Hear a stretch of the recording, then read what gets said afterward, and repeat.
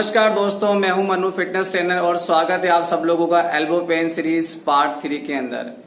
इस सीरीज के पहले पार्ट में हमने जाना एल्बो पेन क्या होता है, किस कारण से होता है, कितने प्रकार का होता है, क्या क्या लक्षण होते हैं और उनको हम किस तरीके से डायग्नोज कर सकते हैं।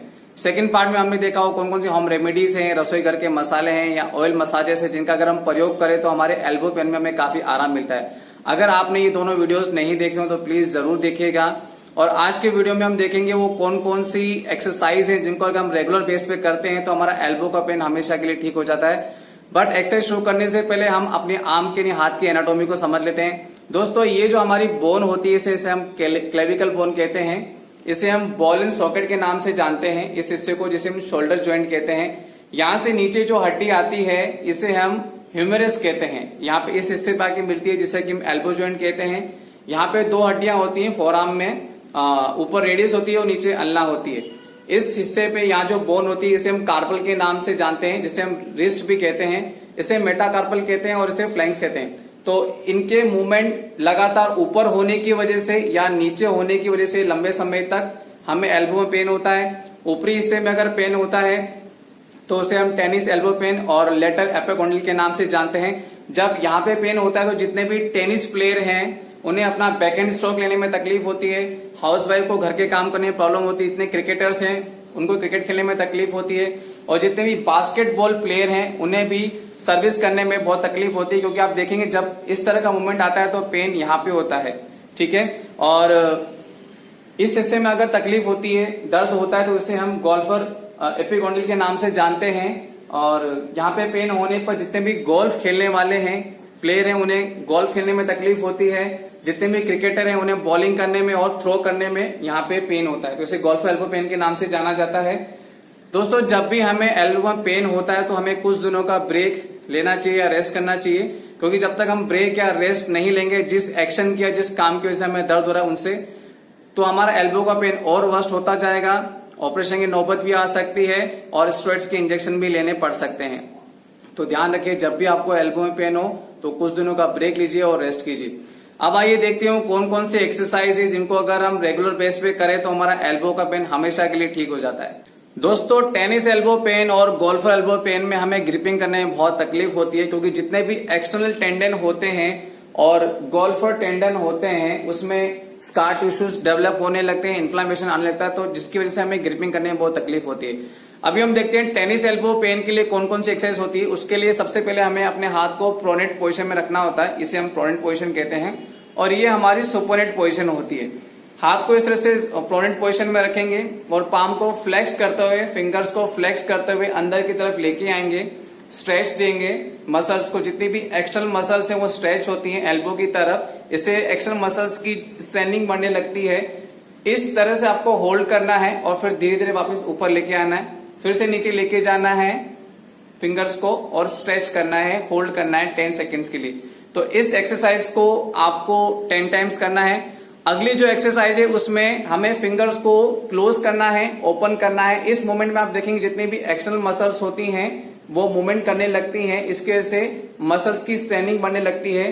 इस एक्सरसाइज को आप जेल बॉल से भी कर सकते हैं, स्माइली बॉल से भी कर सकते हैं ग्रिपिंग को इंप्रूव करने के लिए। ये बॉल्स आपको मार्केट में आसानी से अवेलेबल हो जाएंगे, आप बाय कर सकते हैं।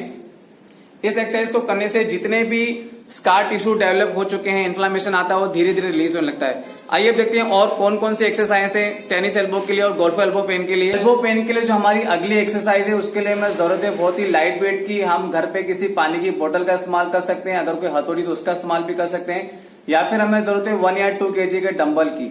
और इस एक्सरसाइज को हम किसी भी बेंच के ऊपर, घर पे किसी भी टेबल या पलंग के ऊपर भी कर सकते हैं। और इस एक्सरसाइज में हम अपने हाथ की तीनों पोजीशन का इस्तेमाल करते हैं। ये जो पोजीशन होती है इसे हम प्रोनेट पोजीशन कहते हैं, इस पोजीशन को सुपोनेट पोजीशन कहते हैं और इस पोजीशन को हम न्यूट्रल पोजीशन कहते हैं। तो इन तीनों का इस्तेमाल करके हम अभी एक्सरसाइज करेंगे। तो उसके लिए सबसे पहले हम डंबल को होल्ड कर लेंगे या वाटर बॉटल को होल्ड कर लेंगे और बेंच के एज पे इस तरह से हाथ को रखेंगे, रिस्ट को रखेंगे और रिस्ट को ऊपर की तरफ फ्लेक्स करते हुए 10 सेकंड के लिए होल्ड करेंगे और फिर धीरे धीरे नीचे लेके जाएंगे। दोबारा से ऊपर की तरफ लेके आएंगे, होल्ड करेंगे तो जो भी स्ट्रेच आएगा वो गोल्फर एल्बो पेन की तरफ आएगा, मसल की स्ट्रेनिंग होगी, वो धीरे धीरे यहाँ पे रिलीफ मिलने लगेगा और इस तरह से धीरे धीरे आप इसको नीचे लेके आएंगे। तो इस एक्सरसाइज को दिन में 3 बार करना है और 10 सेकंड के लिए होल्ड करना है और फिर हम पोजीशन को चेंज करेंगे। इसमें भी सेम रिस्ट को ऊपर की तरफ कर्ल करना है, एक्सटर्नल मसल जो होती है उनमें स्ट्रेनिंग आती है और 10 सेकंड के लिए होल्ड करना है, फिर से नीचे लेके जाना है, फिर दोबारा धीरे धीरे ऊपर लेके आना है और 10 सेकंड के लिए होल्ड करना है और फिर धीरे धीरे नीचे लेके आना है। अगली जो हमारी एक्सरसाइज है उसमें हाथ को इस तरह से रखेंगे, ये हमारी न्यूट्रल पोजीशन होती है और इसको रोटेशन मूवमेंट में इस तरह से लेके आएंगे और दूसरे साइड भी इस तरह से लेके जाएंगे। तो इस तरह से रोटेट करना है रिस्ट को, तो इससे हमारी जो फ्लेक्सर मसल होती है और जो एक्सटर्नल मसल होती है दोनों की स्ट्रेनिंग होती है, जो भी स्कार टिश्यू डेवलप हो चुके हैं, इन्फ्लेमेशन आ गया, वो धीरे धीरे रिलीज होने लगता है। तो ये तीनों एक्सरसाइज काफी हेल्प करती हैं एल्बो पेन में आराम देने के लिए। तो अगली जो एक्सरसाइज है उसके लिए हमें जरूरत है एक मैट की और इस एक्सरसाइज को हमें ग्राउंड पे करना है। तो आइए देखते हैं। सबसे पहले बॉडी के पोस्चर को इस तरह से रख लेंगे, दोनों हाथों को प्रोनेट पोजीशन में रखेंगे और आगे की तरफ बॉडी को लेके जाएंगे। याद रखिएगा हमें आगे की तरफ लेके जाना है, हाथों को एकदम स्ट्रेट रखना है और स्ट्रेच करेंगे, होल्ड करेंगे 10 सेकंड के लिए। इससे जो एक्सटर्नल मसल्स हैं वो टेनिस एल्बो की तरफ स्ट्रेच होने लगती हैं। 10 सेकंड के लिए होल्ड करना है और फिर वापस पीछे की तरफ आना है रिलैक्स मोड पे। दोबारा आगे की तरफ जाएंगे, स्ट्रेच करेंगे और 10 सेकंड के लिए होल्ड करेंगे। अब हाथों की पोजीशन को चेंज कर लेंगे, सुपरनेट पोजीशन में आ जाएंगे और बॉडी को हमें पीछे की तरफ लेके जाना है, होल्ड करना है 10 सेकंड्स के लिए और फिर आगे लेके आना है। दोबारा पीछे लेके आएंगे, 10 सेकंड के लिए होल्ड करेंगे और फिर आगे लेके आएंगे। तो इससे जितनी भी फ्लेक्सर टेंडन है वहां पे स्ट्रेच होने लगता है गोल्फर एल्बो की तरफ। तो ये जो एक्सरसाइज आपको बताई है ये एक्सरसाइज और इससे पहले जो हमने एक्सरसाइज के लिए डंबल से, इन सारी एक्सरसाइज को हमें 3 टाइम्स करना है और 10-10 सेकंड के लिए होल्ड करना है। दोस्तों एल्बो पेन से रिलीफ के लिए अगली जो एक्सरसाइज है उसके लिए हमें दोनों हाथों को प्रोनेट पोजीशन में रखना है और फिर पाम को अंदर की तरफ फ्लेक्स करना है, होल्ड करेंगे, स्ट्रेच करेंगे 10 सेकंड के लिए और फिर ऊपर की तरफ एक्सटेंड करेंगे, स्ट्रेच करेंगे, होल्ड करेंगे 10 सेकंड के लिए। इस तरह से इस एक्सरसाइज को धीरे धीरे करना है और 3 टाइम्स करना है। अगली जो एक्सरसाइज है उसमें हम फिंगर क्लोज कर लेंगे, मुट्ठी बना लेंगे और रिस्ट को रोटेट करेंगे क्लॉकवाइज 5 काउंट और एंटी क्लॉकवाइज 5 काउंट। इस तरह से इस एक्सरसाइज को भी हम 3 टाइम्स करेंगे।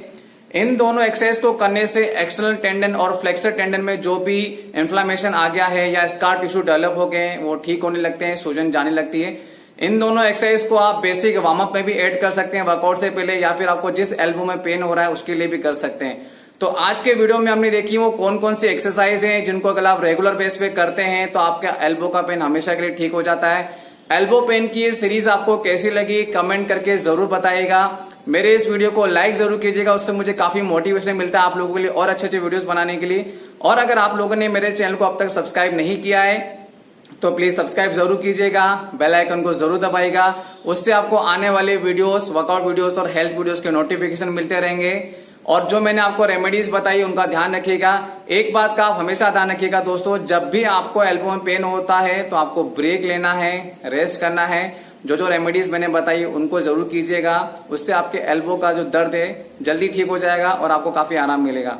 तो फिर आपसे मिलूंगा हेल्थ की नई जानकारी के साथ, अगले नए वर्कआउट वीडियो के साथ। तब तक के लिए स्वस्थ रहिए, खुश रहिए। जय हिंद।